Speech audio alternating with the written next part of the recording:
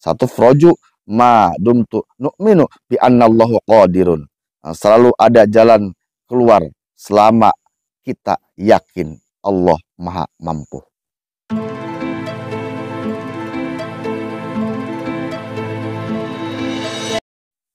Al-Fatihah.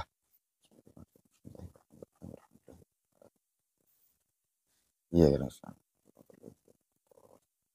Al-Fatihah. Bismillahirrahmanirrahim. Alhamdulillahirabbil alamin. Arrahmanirrahim. Maliki yaumiddin. Iyyaka nasta'in. Ihdinas siratal mustaqim. Al-Fatihah. Bismillahirrahmanirrahim. Alhamdulillahirabbil alamin. Arrahmanirrahim. Assalamualaikum warahmatullahi wabarakatuh. Salam. Alhamdulillahirabbil alamin. Wassalatu wassalamu ala asyrofil anbiya'i wal mursalin sayyidina Muhammad wa ala alihi washabihi ajmain, amma ba'du. Alhamdulillahirabbil alamin. Pada malam hari ini bertepatan dengan tanggal 7 Rabiul Tsani tahun 1445 Hijriah, 21 Oktober 2023. Alhamdulillah kita bisa kembali mengadakan pengajian yang bertempat di apa namanya? Kaipak, ya, Kaipak. Mudah-mudahan KP ini banyak pengunjungnya dan diberkahi Allah SWT. Amin ya Allah ya Rabbal alamin. Materi pengajian dari khususnya di bulan Maulid ini kita membahas pertama tentang mukjizat Rasulullah SAW. Setelah itu kemarin kita membahas tentang mahabbah, mencintai Allah dan Rasulnya. Insyaallah pada kesempatan kali ini kita akan membahas, menceritakan tentang wafatnya makhluk yang paling mulia, pemimpin para nabi, Nabi Muhammad Sallallahu Alaihi Wasallam. Mudah-mudahan jadi pelajaran hikmah untuk kita semua sehingga kita bisa mendapatkan syafaatnya di dunia dan syafaatnya Rasulullah Sallallahu Alaihi Wasallam dan bisa bersama-sama dengan beliau nanti di surga. Amin ya Allah ya Rabbal alamin. Materi berikutnya.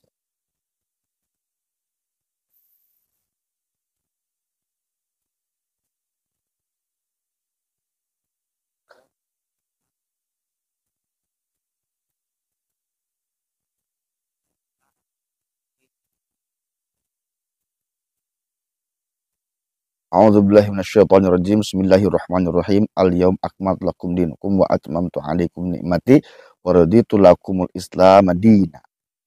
Surat Al-Maidah. Potongan surat Al-Maidah ayat 3 ini menjelaskan masalah perpisahan Rasulullah SAW dengan umat-umatnya, menjelaskan tentang wafatnya Rasulullah SAW. Di dalam surat ini dijelaskan pada hari ini telah sempurnakan agamamu untukmu. Agama telah disempurnakan dan telah kucukupi kata Allah nikmatku bagimu dan telah aku ridhoi Islam sebagai agamamu. 3 poin yang disebutkan. Nanti lebih jelasnya di depan. Terus baca.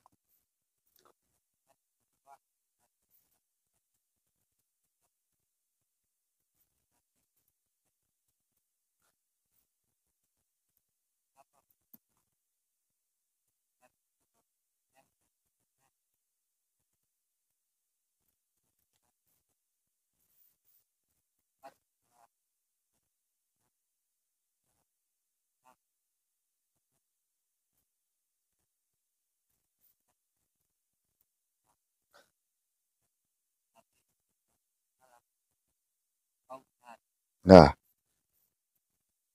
diriwayatkan bahwa pada saat turun ayat ini, Umar bin Khattab menangis ketika mendengar ayat tersebut. Padahal di ayat tersebut itu menjelaskan agama itu telah disempurnakan.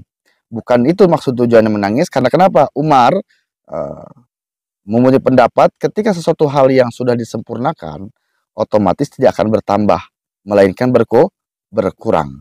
Dan berkurang dan selalu berkurang. Nah, maka dari itu Nabi pun berkata, engkau benar.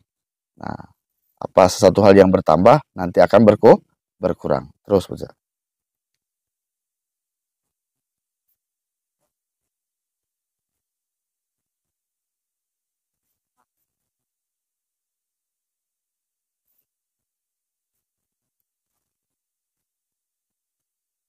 punggung.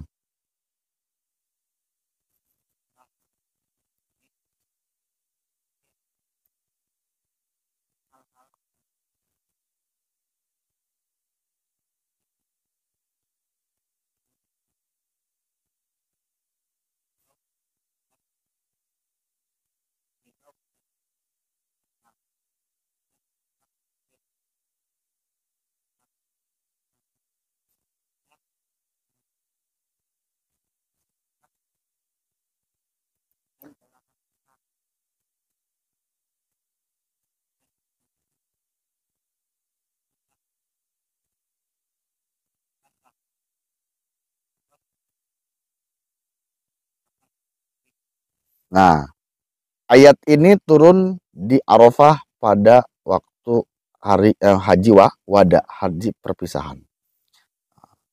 Dan setelah turun ayat ini, turun Rasulullah wukuf di atas punggung unta, dan turunlah, singkat ceritanya, turunlah malaikat Jibril. Bahwa malaikat Jibril itu mengatakan kepada Nabi Muhammad bahwa sesungguhnya pada hari ini telah selesai urusan agamamu, beres, selesai. Dan telah habis apa yang diperintahkan oleh Allah Subhanahu wa taala dan apa yang dilarang oleh Allah Subhanahu wa taala. Maka kumpulkanlah sahabat-sahabatmu dan beritahukan kepada mereka bahwa aku, malaikat Jibril, mengatakan tidak akan turun lagi, kepadamu, tidak akan memberikan wahyu lagi kepada Rasulullah SAW, karena sudah selesai, sempurna. Nah, terus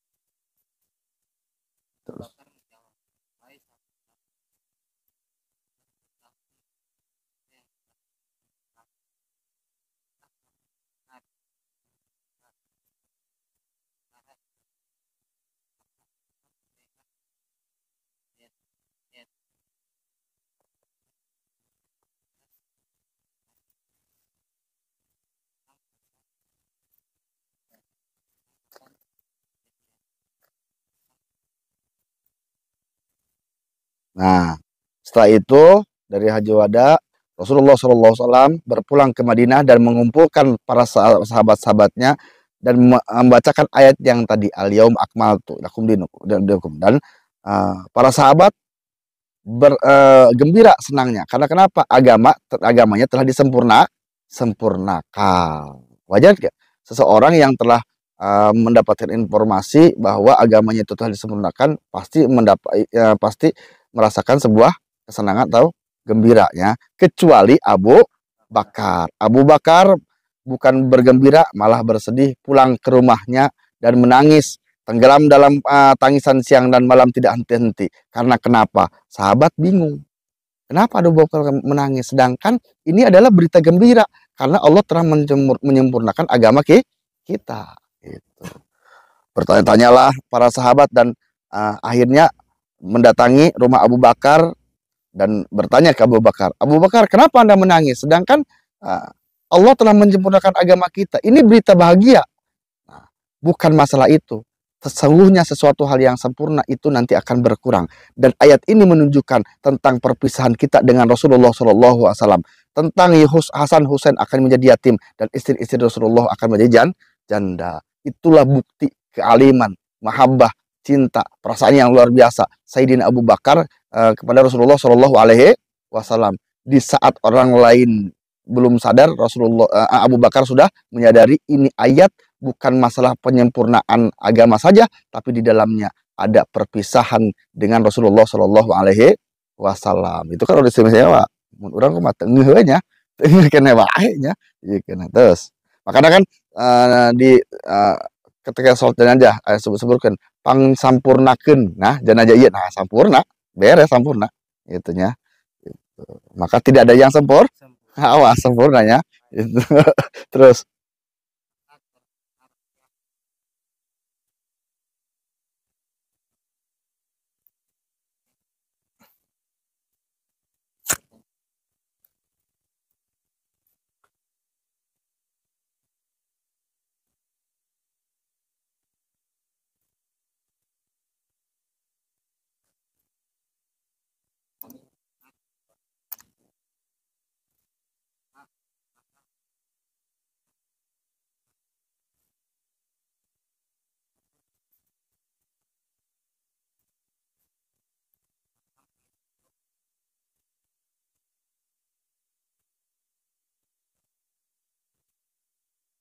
nah Nah, setelah itu, setelah Abu Bakar mengatakan ada perpisahan antara kita dengan Rasulullah, akhirnya para sahabat menangis dengan sejadi-jadinya.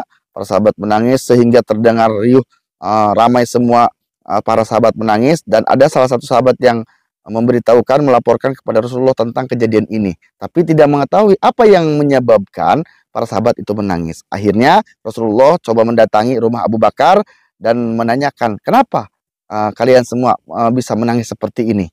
Terus,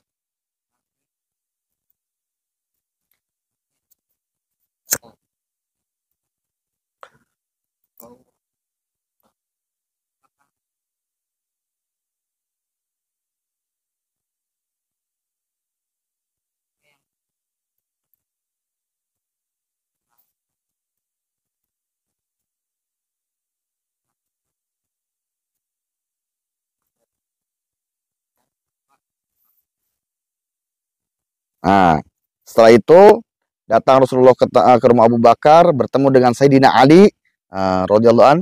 Uh, Tadi menanyakan kepada Sayyidina Ali, mengapa para sahabat menangis? Tadi mengatakan bahwa Abu Bakar berkata, ayat ini al-yauma tadi itu menunjukkan bahwa isarah bahwa wafatnya Rasulullah SAW dan perpisahan Rasulullah dengan kita semua. Sayyidina Ali mengatakan, apakah ini betul atau tidak? Rasulullah menjawab, apa yang dikatakan Abu Bakar itu memang benar. Telah dekat kepergian waktu kepergianku, dan telah tiba sebentar lagi waktu perpisahan kita semua. Nah, ini menunjukkan di antara beberapa sahabat ternyata Abu Bakar yang alim luar biasa mengetahui dari ayat tersebut tentang informasi wafatnya Rasulullah Shallallahu Alaihi Wasallam. Padahal cantongol, ya kan? Nah, itulah. Terus,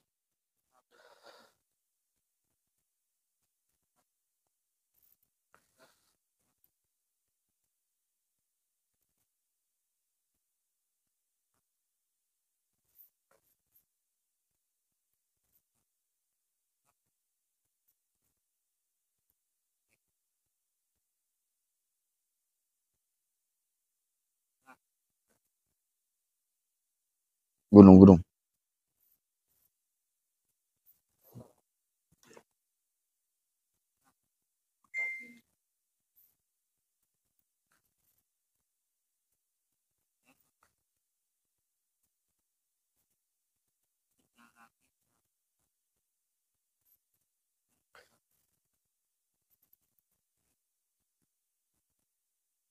Nah, setelah itu terdengarlah memang ini adalah ayat ini menunjukkan tentang wafatnya Rasulullah SAW. Abu Bakar langsung tersungkur dan pingsan.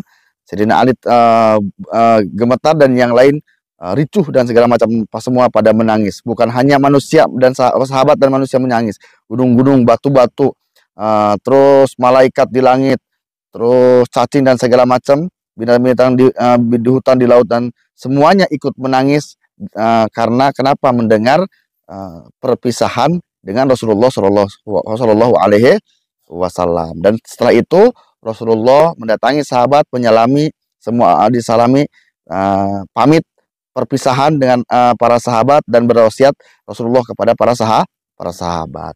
Luar biasa istimewanya Rasulullah SAW sebelum meninggal sudah tahu waktu kapan dia akan meninggal. Istimewa. Sedangkan padahal ajal itu adalah sesuatu hal yang rahasia. Kita tahu gak ini udah kapan? Waktu mau nyaho rahasianya gitu. Bahaya nyahonya. Bisa jatuh selamatannya.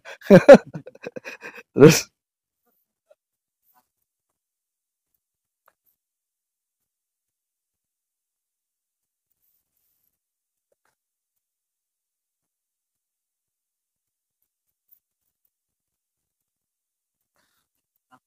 lewat. Ini ayat sampai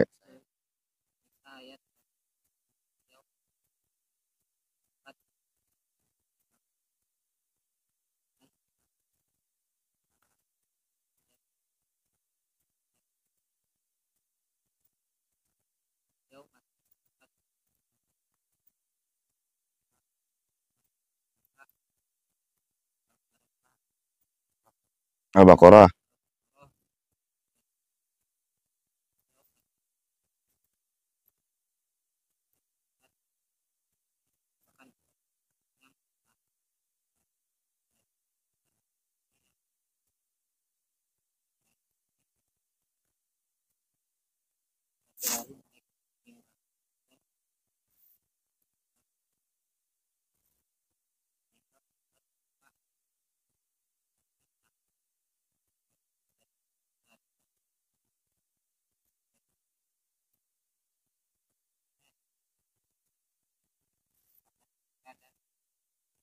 Nah, ayat setelah turun ayat Al-Yawma Akmaltu, Rasulullah sempat hidup selama 81 tahun.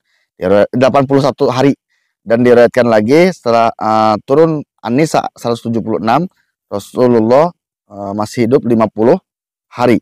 Setelah turun surat At-Taubah ayat 128, Rasulullah masih hidup 35 hari. Setelah terakhir surat Al-Baqarah 281, Al-Baqarah 281, Rasulullah masih hidup selama 21 hari. Dan setelah itu Rasulullah naik ke mimbar dan berdakwah, menyampaikan amanat dan wasiat kepada para sahabat-sahabatnya.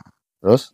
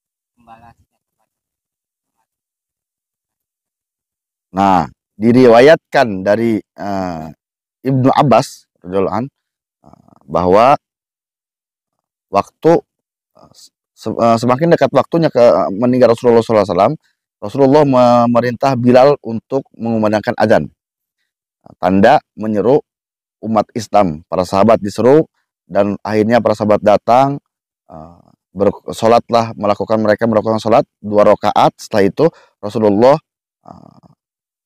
naik ke mimbar berdakwah. Salah satu dari ucapannya setelah memuji kepada Allah Subhanahu wa taala dan segala macamnya, salah satu dari ucapannya adalah saya adalah, kata Rasulullah, nabi yang menasehati dan menyeru kepada Allah Subhanahu wa taala dengan izin Allah Subhanahu wa taala. laksana aku adalah laksana seorang ayah yang menyayangi, laksana seorang saudara yang belas kasih. Dan terakhir kata saya, barang siapa yang pernah teraniaya atau disakiti olehku, maka hendaklah berdiri, silahkan balas sekarang juga sebelum datang pembalasan di hari kiamat. Pada kesempatan kali itu, saat itu Rasulullah di samping berwasiat kepada sahabatnya, ingin menanyakan kepada sahabatnya, apabila ada yang teraniaya, tersakiti, baik oleh ucapan, tingkah laku atau dipukul dan segala macamnya, Rasulullah siap untuk menerima balasan sebelum datang balasan di hari kiamat. Luar biasanya. Terus, padahal secara logika tidak ada akan mungkin seseorang yang tersakiti oleh Rasulullah. Jangankan dipukul, lisannya pun Rasulullah tidak akan menyakiti orang-orang. Karena kenapa? Rasulullah makhluk yang paling mulia. Beda jeung lisan orang ya. Tadi teh ya. Seket terus.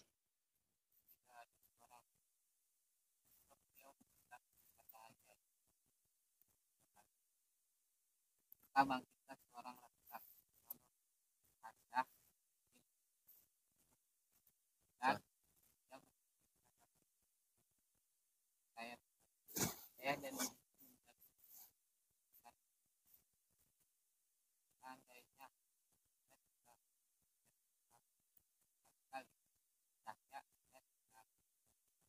kali saya pernah dalam kecelakaan dan saya berkesempatan dan saya dan berkaji saya paham lantas bisa mengangkat tongkat yang biasa akan saya berjalan lalu dengan tongkat hilang saya tidak tahu apakah masih dari saya cara atau berbeda Terus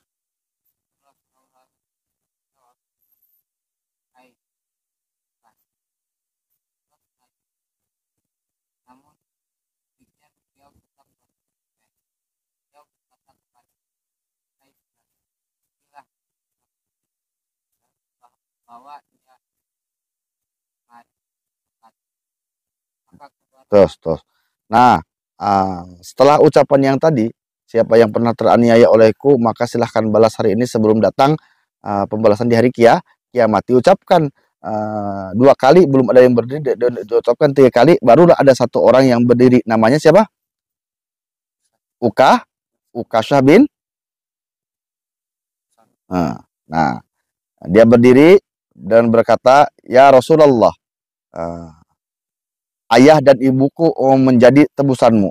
Ya Rasulullah, seandainya baginda tidak mengulang perkataan-perkataan itu, maka saya tidak akan berani berdiri.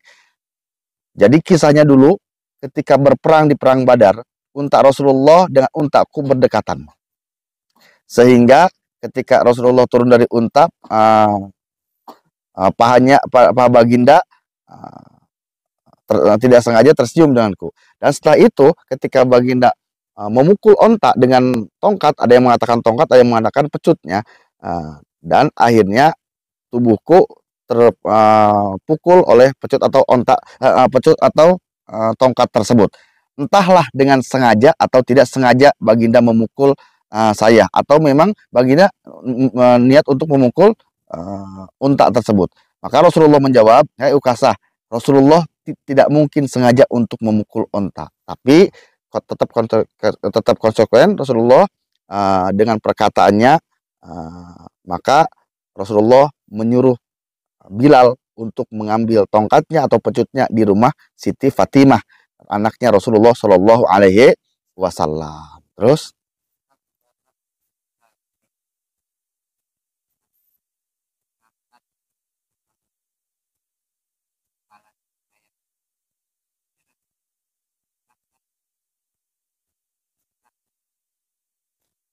kisos. Nah, setelah itu Bilal karena diperintah untuk mengambil tongkat tersebut, maka Bilal keluar dari masjid dan sambil memegang kepalanya. Sekarang Rasulullah mempersilahkan dirinya untuk dikisos. Nah, untuk dikisos oleh Ukasa. Terus, dan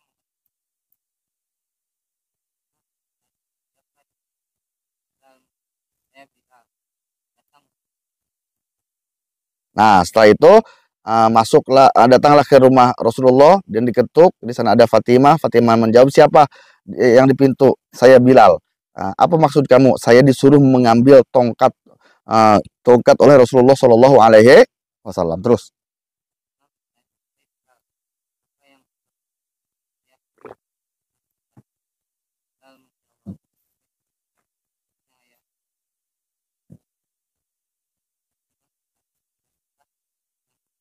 sampai nah, dan Fatimah mengatakan, apakah yang akan diperbuat dengan tongkat ini oleh ayahku? Nah, Bilal mengatakan Rasulullah mempersilahkan dirinya untuk dikisos. Fatimah bertanya lagi, siapa yang rela yang tega untuk mengkisos Rasulullah Shallallahu Alaihi Wasallam? Terus, Bilal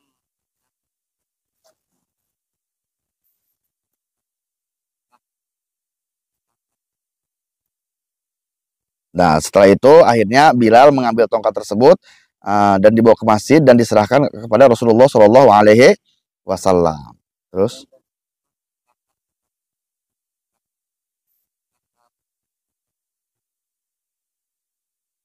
maka saya saya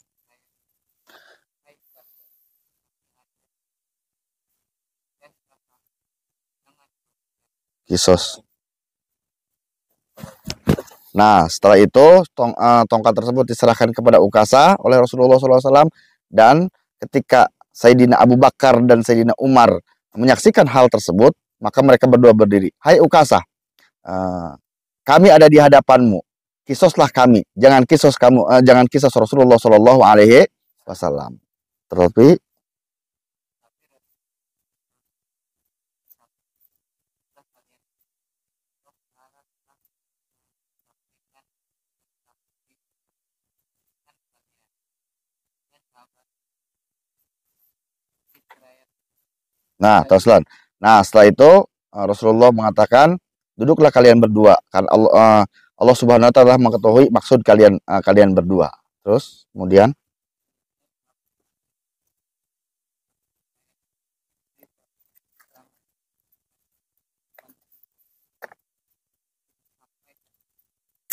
engkau sudah Rasulullah tahap baik Allah telah nah, dan Sayyidina Ali pun bangkit ketika Ukasa akan mengkisos Rasulullah. Dan mengatakan, kata Sayyidina Ali, seumur hidup saya selalu ada di hadapan Rasulullah SAW. Maka kisoslah punggung dan perutku, jangan kisos Rasulullah Shallallahu Alaihi Wasallam. Pukul dengan cambukmu dan tangan dan segala macamnya. Dan Rasulullah mengatakan, hai Ali, Allah telah mengetahui kedudukan dalam hatimu. Terus, selanjutnya bahkan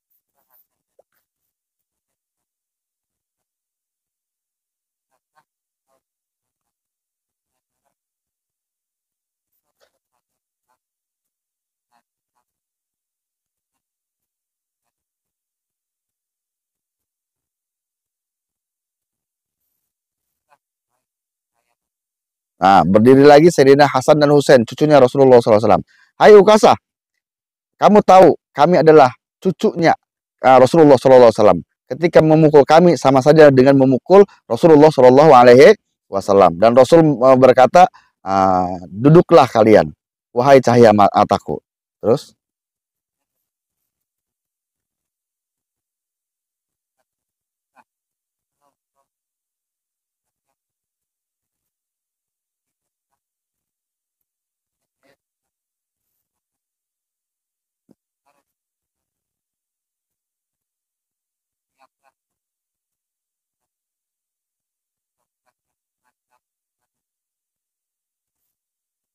jalan tetapnya saya saya dapatkan dapatkan yang sampaikan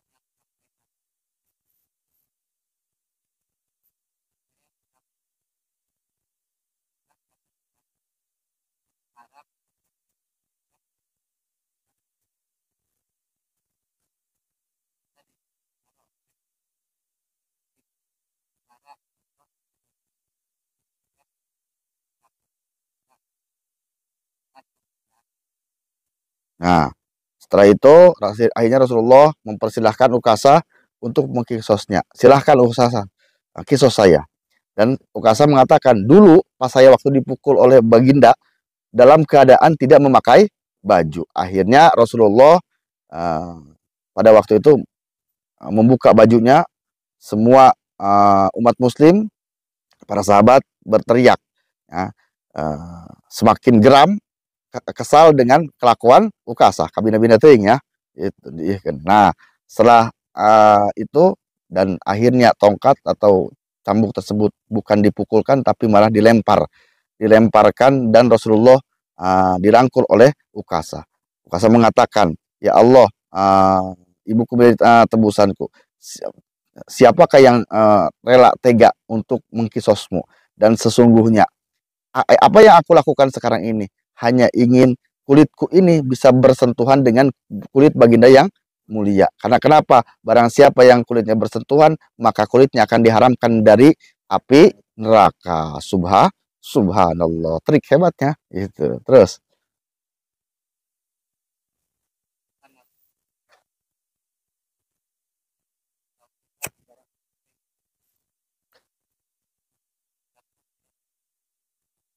nah, dan akhirnya Rasulullah bersabda, kalau kalian ingin melihat penghuni surga, inilah Ukasah, penghuni surga.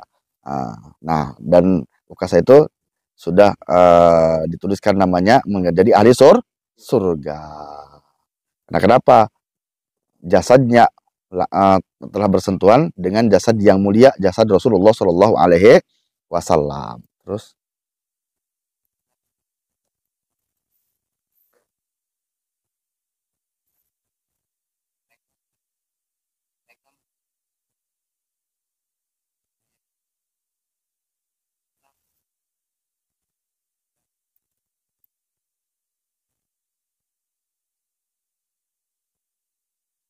terus.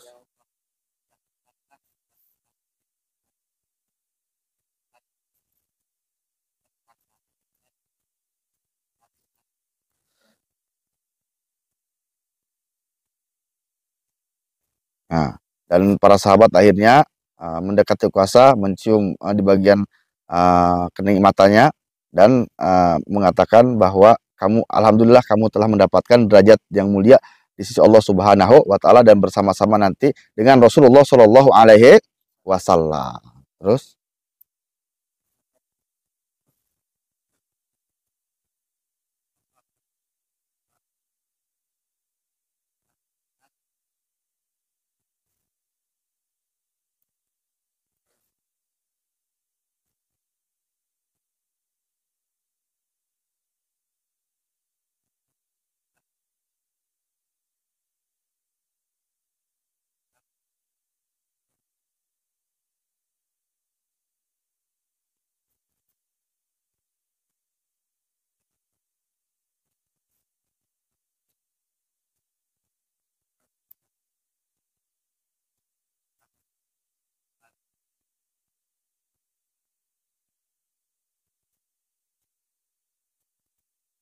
oh,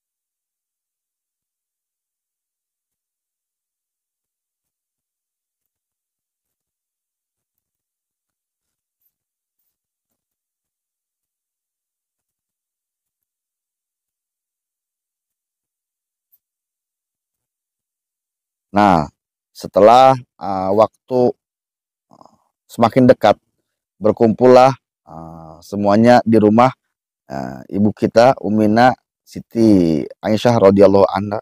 Nabi Muhammad memandang kepada para sahabat sampai meneteskan air mata, mengatakan selamat datang, uh, semoga Allah mengasihi kalian, dan berwasiat beberapa wasiat yang diberikan kepada para sahabat, yaitu Sayyidina Ali dia ditugaskan untuk membandikan Fadil bin Abbas menyiramkan air, dan Usamah bin Zaid untuk membantunya.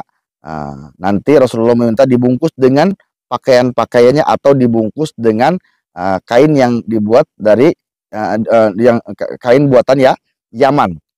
Dan apabila setelah dipandikan, maka dibaringkanlah jasad Rasulullah di rumahnya, yaitu rumah Siti Aisyah radhiyallahu anhu. Dan setelah itu keluarlah semua kalian. Karena kenapa? Mula-mula pertama yang akan menyolati Rasulullah SAW yaitu Allah Azza wa Jalla, kemudian Jibril, kemudian malaikat Mikail, kemudian malaikat Israfil, kemudian malaikat maut beserta seluruh bala tentaranya, dan setelah itu itu barulah kalian sholat di diriku satu persatu, kelompok demi kelompok. Terus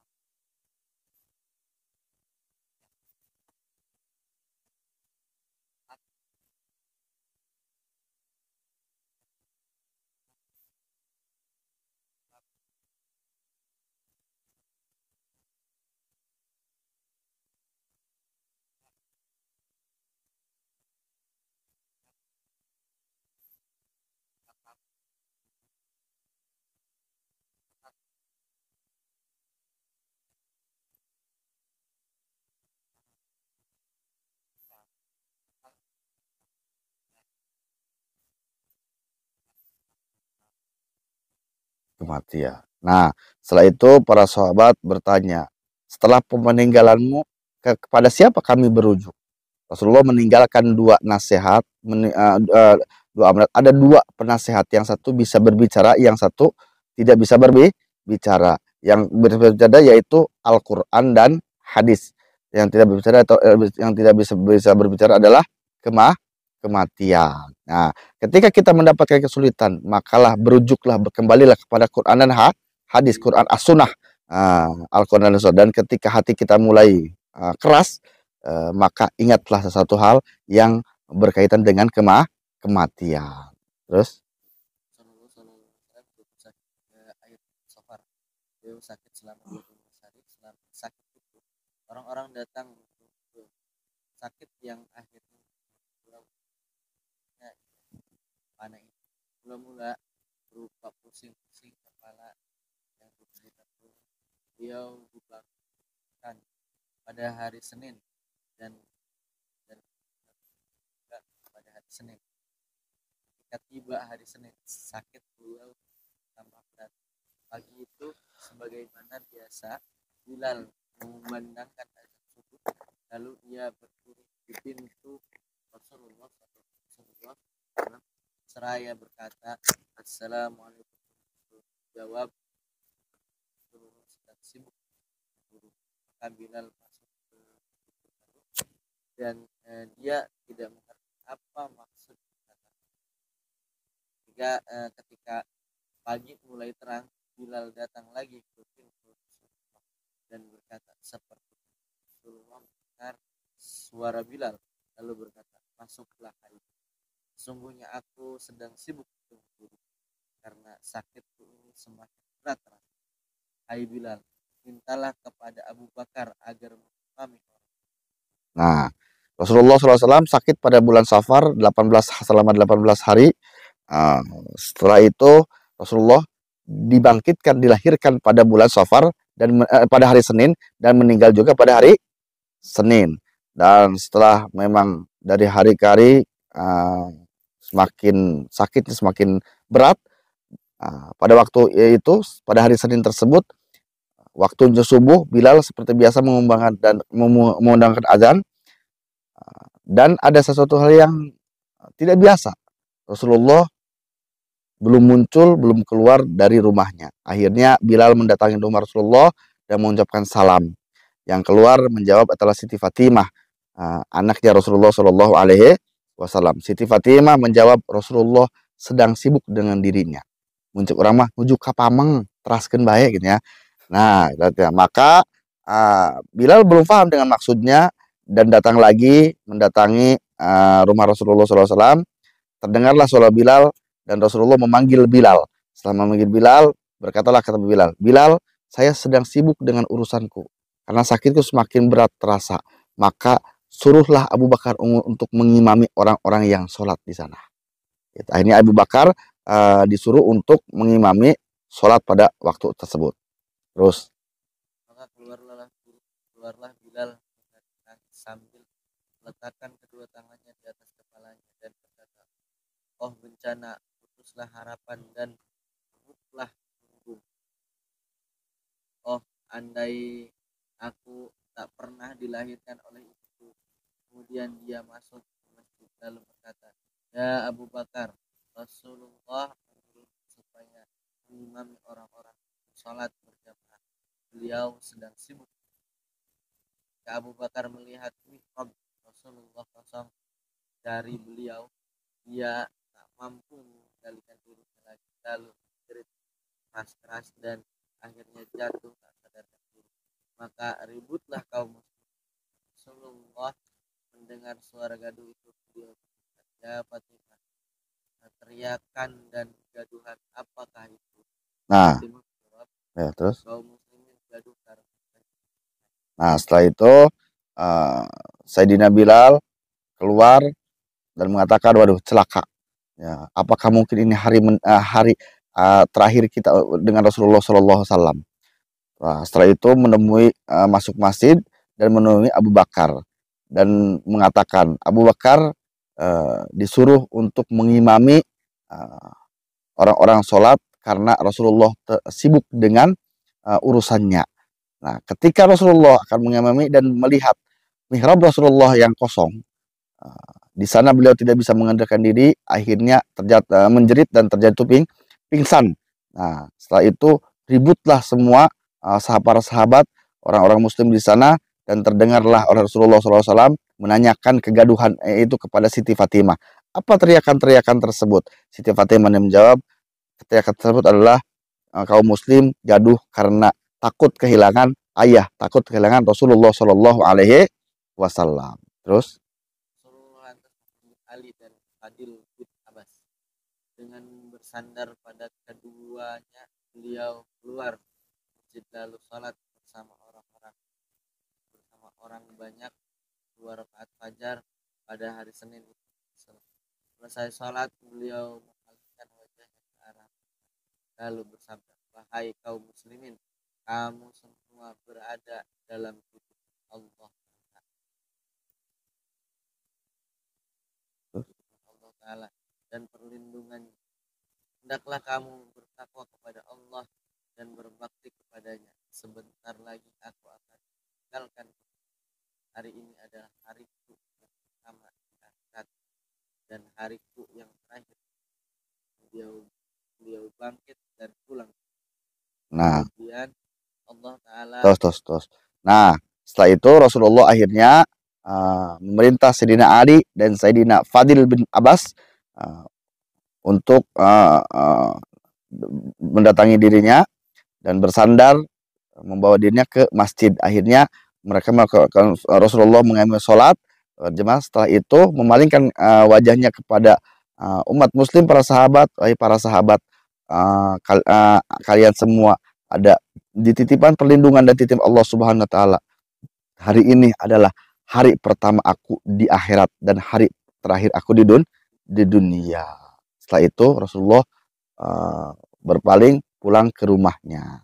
Terus Kemudian Allah Ta'ala mewahyukan kepada malaikat maut, turunlah kau kepada kekasihku dengan rupa yang paling elok, dan bersikaplah lemah lembut dalam mencabut ruh. Jika dia mengizinkan kamu masuk, maka masuklah, dan dia tidak mengizinkan, maka janganlah kau masuk dan pulang. setelah itu Allah SWT mewahyukan kepada malaikat maut. Sama malaikat maut. Ijrail untuk turun kepada kekasih Rasulullah SAW, kekasih Allah SWT yaitu Rasulullah SAW dengan rupa yang paling bagus, yang paling elok. Ya, dengan bersikap yang sangat lemah lembut dalam mencabut nyawanya Rasulullah. Jika mengizinkan kamu untuk masuk Rasulullah, maka masuklah. Tapi jika tidak izinkan, maka pulanglah. Ini istimewanya Rasulullah. Ya. Jika diizinkan untuk pencabut nyawa, cabut. Tapi tidak diizinkan, maka pulanglah. Maka sebenarnya Rasulullah pada kesempatan kali itu ada diberikan dua pilihan. Rasulullah ketika sudah selesai sempurna agama yang disampaikan oleh Rasulullah, wahyu diturunkan, Rasulullah mempunyai dua pilihan. Satu, pilihan pertama, hidup di dunia kekal abadi selama-lamanya dan akan diberikan kenikmatan yang dahsyat luar biasa Allah Subhanahu wa taala. Pertama. Kedua, pulang kepada Allah Subhanahu wa taala, ila rafiqil a'la, berpulang ke rahmatullah, berpulang kepada Allah Subhanahu wa taala. Akhirnya Rasulullah ila rafiqil a'la, berpulang kepada Allah Subhanahu wa taala. Mun urang kumaha tah? Ya. Jadi dia, nah dipilih aja dari hidup di payah. Gimana? Nah, istilahnya hidup dan diberi semua kenikmatan kemewahan, ya, atau meninggal meninggalkan dunia ini dan berpulang kepada Allah Subhanahu wa taala. Orang milih mana? Jadi itu milih orang mah. Ya, harus. Jadi mati itu maut itu untuk kita itu adalah satu kepastian, tapi Rasulullah adalah sebuah pilihan. Orang bisa milih itu? Tidak bisa, ya. Pulang, ya, itu. Terus malaikat maut pun turun dengan nyamar sebagai seorang badui. Dia berkata, Assalamualaikum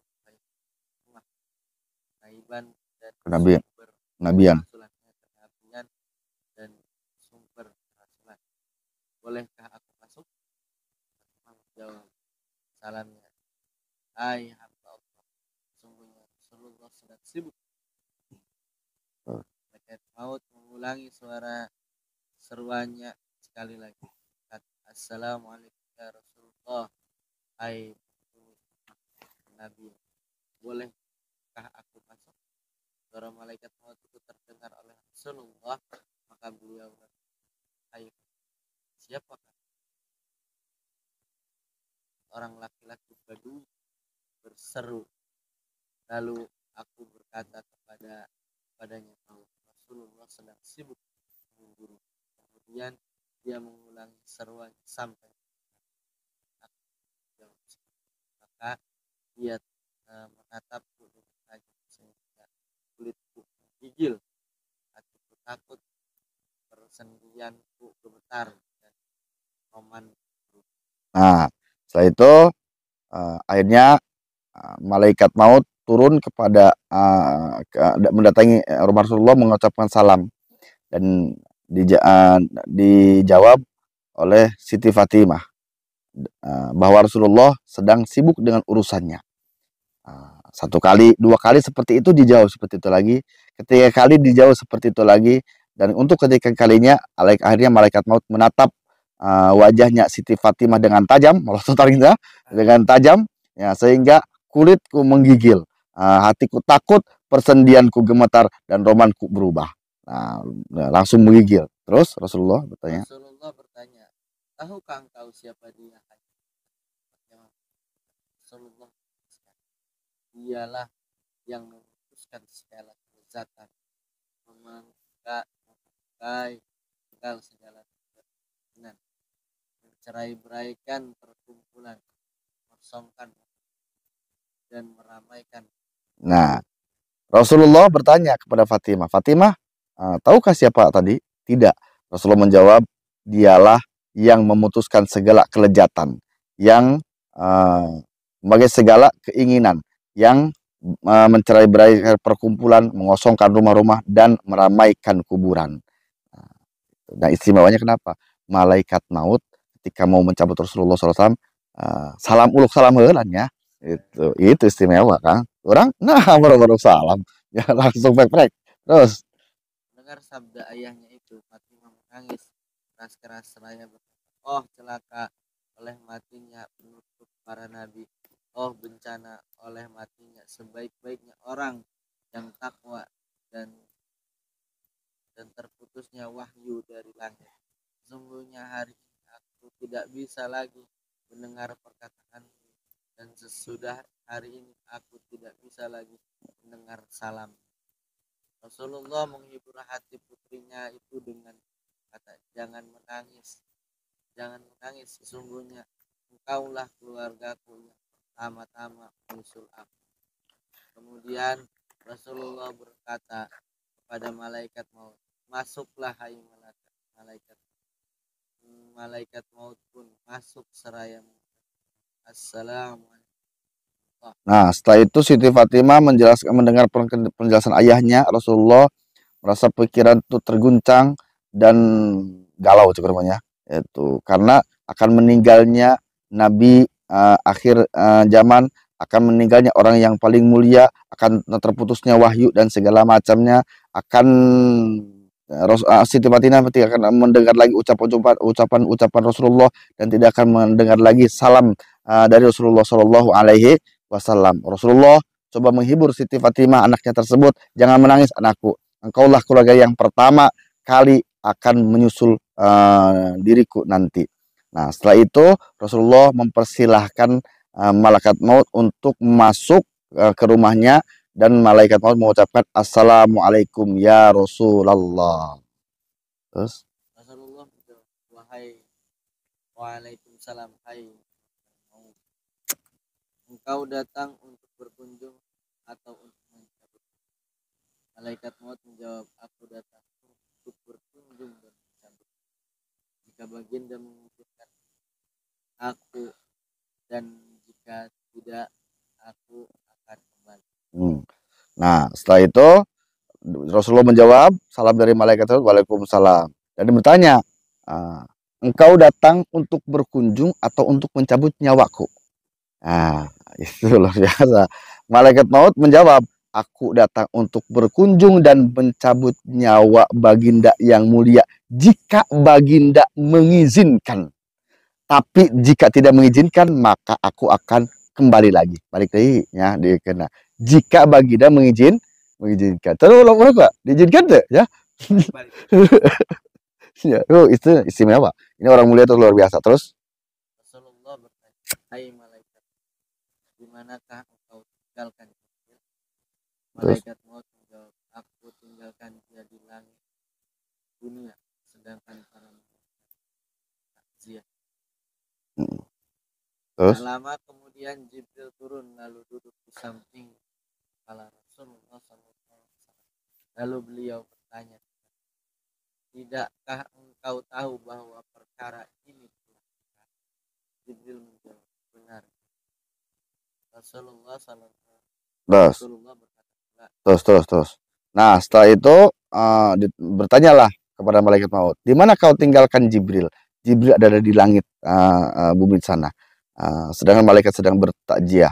Dan tidak lama kemudian Jibril turun dan duduk di samping di dekat kepala Rasulullah Shallallahu Alaihi Wasallam. Rasulullah berkata, tidaklah engkau tahu perkara ini telah datang. Kematian maksudnya.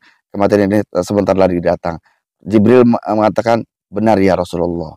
Terus Rasulullah berkata, beritahukanlah kepadaku kemuliaan apa yang akan aku peroleh di sisi Allah.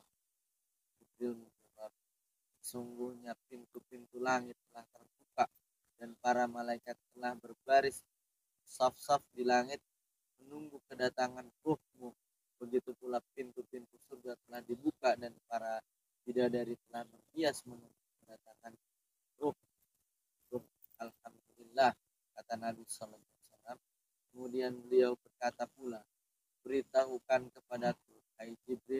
bagaimana nasib umatku kelak di hari kiamat?" Jibril menjawab, "Aku beritahukan kepadamu bahwa Allah Ta'ala berfirman, sesungguhnya Allah haramkan surga atas nabi-nabi yang lain sebelum kau memasuki, dan aku haramkan surga atas umat-umat yang lain sebelum umatku memasuki."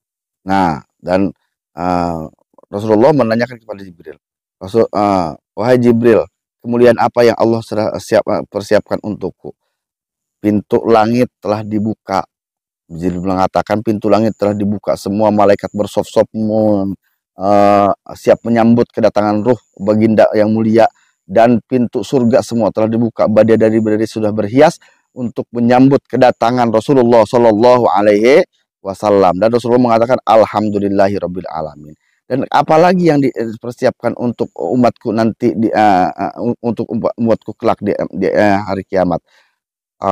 Jibril menjawab, Allah Subhanahu wa taala telah mengharamkan surga sebelum kepada para nabi sebelum Rasulullah memasuki surga tersebut, dan Allah Subhanahu wa taala telah mengharamkan surga kepada umat-umat yang lain sebelum umat Rasulullah memasuki surga tersebut. Jadi hasilnya nabi yang pertama masuk surga adalah Rasulullah sallallahu alaihi wasallam. Umat yang pertama masuk surga adalah umat Rasulullah sallallahu. Mudah-mudahan kita termasuk aku menjadi umat Rasulullah Shallallahu Alaihi Wasallam. Amin ya Allah ya Rabbal Alamin. Terus, maka berkatalah Nabi Shallallahu Alaihi Wasallam, "Sekarang barulah hatiku senang dan lenyaplah kesedihan." Kemudian beliau berkata kepada malaikat maut, "Hai malaikat maut, mendekatlah kepadaku." Maka malaikat maut pun mendekati beliau dan melaksanakan pencabutan ruh. Ketika ruh beliau telah mencapai pusar, beliau berkata, "Hai Jibril, alangkah hebatnya kepedihan maut." Maka Jibril memalingkan wajahnya dari beliau, sehingga beliau berkata pula, "Hai Jibril, apakah engkau tidak suka wajahku?" Jibril menjawab, "Wahai kekasih Allah, siapakah yang kuat hatinya memandang kepada wajahmu ketika engkau sedang menghadapi sakit maut?" nah, terus setelah itu mendengarkan dua perkataan tadi dari Jibril, akhirnya Rasulullah merasa lega. Setelah itu dan mempersilahkan kepada malaikat maut untuk mencabut nyawa beliau. Nah, dan malaikat mendekat dan mulai mencabut nyawa. Ketika nyawa nyampe di pusar, Rasulullah mengatakan, "Wahai Jibril, sungguh dahsyat, luar biasa ini perihnya pencabutan nyawa tersebut." Luar biasa. Rasul yang menyampaikan sakit luar biasanya kalau orang ya. Dan di sana sebenarnya ada doa-doa yang terlintas dari Rasulullah Shallallahu Alaihi Wasallam. Allahumma khaffif ala ummati fi sakil maut wa sakil alaiha. Doa yang luar biasa, doa kasih sayang, dan dikatakan oleh Rasulullah pada saat sakaratul maut tersebut, "Ya Allah, mudahkanlah, ringankanlah sakarat maut untuk umatku dan bebankanlah sakitnya kepadaku." Itu ucapan kasih sayang dari seorang Rasulullah SAW untuk kita semua. Nah, istimewa kan? Nah, makanya seperti orang-orang yang Rasulullah SAW berani mengorbankan dirinya untuk umatnya. Umatnya, itu banyak.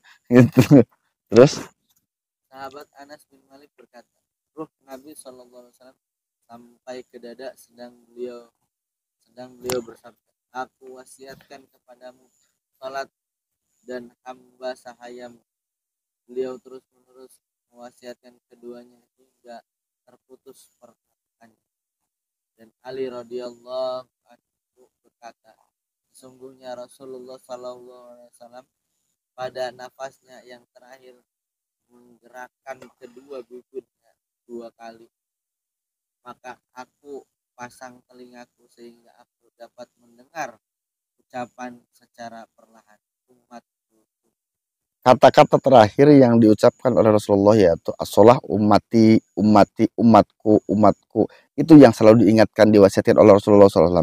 Jadi sampai terakhir, dan ketika mulutnya tidak bisa berbicara lagi, tidak bisa mengucapkan lagi, tapi masih ngunyem gitu kan, Sayyidina Ali memasang telinganya dan terdengarlah kata-kata ummati, ummati, umatku, umatku. Inilah bentuk kepedulian, bentuk perhatian, bentuk kasih sayang, bentuk Rasulullah SAW kepada umatnya. Terus Rasulullah SAW meninggal dunia pada hari Senin bulan Rabiul Awal. Seandainya dunia itu kekal untuk seorang, niscaya Rasulullah kekal di dalam. Nah, jadi Rasulullah meninggal pada hari Senin pada bulan Rabiul Awal. Bulan mana berapa? Bulan Mulut. Ayana Nabi wafat ciri dinnya rekia kiamat ya. Nabi Rasulullah meninggal ikut bukti Rasulullah akan dunia itu akan kiamat. Salah satu bukti kiamat salah satu ciri kiamat adalah Rasulullah meninggal dunia. Terus diriwayatkan bahwa Ali radhiyallahu anhu meletakkan jasad mulia Rasulullah SAW di atas dipan untuk memandikannya. Tiba-tiba mendengar suara keras, tapi orangnya tidak kelihatan dari sudut rumah. Mengatakan, janganlah kalian memandikan Muhammad karena beliau suci dan disucikan. Ali berkata, perkataan itu berpengaruh sedikit di dalam hatiku. Kemudian Ali berkata kepada suara itu, siapa engkau? Sesungguhnya Nabi telah menyuruhku melakukan hal itu. Konyong-konyong terdengar pula suara gaib yang lain berkata, hai Ali, mandikanlah beliau, karena suara gaib tadi adalah iblis yang terkutuk disebabkan oleh kedengkian kepada Muhammad, dan dia bermaksud agar kubur tanpa. Ali menjawab, semoga Allah membalas kebaikan kepadamu, karena engkau telah memberitahukan kepadaku bahwa itu adalah iblis. Anda sendiri siapa? Terdengar aku Khidir, aku menghadiri jenazah Muhammad. Nah, ketika Sayyidina Ali mau memandikan Rasulullah, ada suara tanpa rupa, ya kan? Suara gaib mengatakan, janganlah kamu mandikan Muhammad, karena Muhammad itu suci dan telah disucikan. Nah, sedikit ragu dan ketika itu tanya, siapa kamu? Nah, ada suara lagi mengatakan, mandikanlah baginda Muhammad Shallallahu Alaihi Wasallam, karena suara tadi adalah suara iblis yang dengki kepada Rasulullah Shallallahu Alaihi Wasallam supaya dikuburkan dalam keadaan tidak bersuci, tidak dimandikan. Nah, ternyata iblis mah. Nah, jadi iblis itu terus banyak sampai akhirnya dendam ke dewanya. Dan Sayyidina Ali mengatakan, siapa engkau? Aku adalah Khidir, Nabi Khidir ya, dan aku menghadiri jenazah Rasulullah Shallallahu Alaihi Wasallam. Terus kemudian Ali memandikan jasad mulia Rasulullah SAW, sedang Fadil bin Abbas dan Usamah bin Zaid mengguyurkan air, sementara Jibril membawakan obat pengawet dari dalam surga. Lalu mereka membungkus Rasulullah dan menguburnya di kamar Aisyah pada malam Rabu malam, dan ada pula yang mengatakan Selasa. Dan Aisyah berdiri di atas kubur Nabi seraya mengatakan, wahai orang yang tidak pernah memakai sutra dan tidak pernah tidur di atas kasur yang empuk, wahai orang yang keluar dari dunia sedang perutnya tidak pernah kenyang dengan roti gandum, wahai orang yang lebih suka tikar daripada ranjang, wahai orang yang tidak pernah tidur sepanjang malam karena takut pada neraka. Nah, setelah itu Sayyidina Ali memandikan Fadil bin Abbas dan Usama bin Zaid mengguyurkan air, sedangkan malaikat Jibril membawakan obat pengawet dari surga. Luar biasa, istimewa surganya. Terus mereka membungkus Rasulullah SAW dan menguburkan Rasulullah SAW. Ada yang mengatakan itu malam Rabu, ada yang mengatakan lagi malam Selasa. Istimewa kan ya. Terus di sana dikuburkan di kamarnya Siti, di rumahnya Siti Aisyah radhiyallahu an. Dan Rasulullah Siti Aisyah berdoa di atas kuburan, wahai orang yang tak pernah memakai sutra dan tak pernah tidur di atas kasur yang empuk. Rasulullah itu tidak pernah memakai pakaian yang mewah, ya, pakaian sutra, dan sutra kan mewah ya, dan tidak pernah tidur di kasur empuk ya. Orang wahai orang yang keluar dari dunia sedangkan perutnya tidak pernah kenyang dengan roti dan gandum. Nah, Rasulullah itu ketika makan tidak pernah kan kenyang. Orang mah bentet lah ya. Gitu. Wahai orang yang lebih suka tikar daripada ranjang, milih dong, mending tikar daripada ranjang ya. Beda umat tambah ya. Wahai orang yang tidak pernah tidur sepanjang malam karena takut pada neraka. Orangnya tidak pernah tidur kan, beda doang ya. Ya Allah ya. Nah, itulah. Nah, jadi sebenarnya masih banyak kisah-kisah tentang wafatnya Rasulullah SAW. Salah satu yang istimewa wafat Rasulullah SAW, yang pertama, wafat Rasulullah SAW itu bukan sebuah kepastian, keharusan, tapi sebuah pilihan. Karena Rasulullah diberi pilihan, apakah mau hidup di dunia kekal selamanya, akan diberikan nikmat yang cukup luar biasa Allah Subhanahu wa taala, ataukah berpulang kepada ila rafiqil a'la, berpulang kepada Allah Subhanahu wa taala. Rasulullah memilih berpulang kepada Allah Subhanahu wa taala. Jika pilihan itu diberikan kepada kita, ya mana kudu kaji kedua. Ya. Nah, sayangnya umatnya tidak bisa milih ya. Dan setelah itu Rasulullah bisa mengetahui kapan beliau wafat. Ya. Kapan beliau wafat. Dan Rasulullah SAW bisa memilih itu, bisa dicabut dan bisa tidak dicabut nyawanya. Ya. Seperti yang diwahyukan, malaikat maut turun, jika silahkan cabut nyawanya jika diizinkan, tapi jika tidak diizinkan kembali lagi. Berarti tidak cabut nyawa. Nah, beberapa yang istimewa. Maka hikmah dari semua ini adalah Rasulullah, Nabi yang paling mulia, makhluk yang paling mulia, yang akan memberikan syafaat pertolongan kepada kita, dan kita selalu berharap untuk mendapatkan pertolongannya. Amin ya Allah ya Rabbal alamin. Karena tidak ada lagi pertolongan kecuali pertolongan dari Rasulullah SAW. Makanya ketika sesuatu hal yang disebutkan, satu amanat yang disebutkan tadi, ada dua nasihat yang dititipkan Rasulullah ketika dalam kesulitan, maka kembali kepada Al-Quran dan Sunnah. Ketika hati kita mulai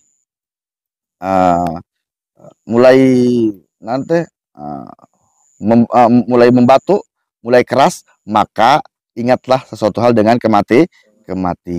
Jadi yang diharapkan Rasulullah SAW setelah kepeninggalannya, apa yang kita hadapi, apa yang kita jalani, ada kesulitan, maka kembalilah kepada Al-Quran dan Sunnah. Itu ulah sembarangan baik ya, karena nanti tatangkalan segala macam ke gunung segala macam. Quran dan Sunnah itu menjadi tuntunan, pedoman untuk kita semua, karena pasti di sana ada jalan keluar. Satu, froju ma dumtu nu'minu bi annallahu qadirun. Selalu ada jalan keluar selama kita yakin Allah Maha Mampu. Mudah-mudahan kita semua menjadi aku menjadi umat Rasulullah SAW dan mendapatkan syafaat dari Rasulullah SAW, dan semoga kita selalu bisa memegang teguh ajarannya, kembali kepada Al-Quran dan hadis, sehingga kita bisa keluar dari semua masalah urusan yang kita hadapi. Amin ya Allah ya Rabbal alamin. Wallahu alam bishawab. Alhamdulillah.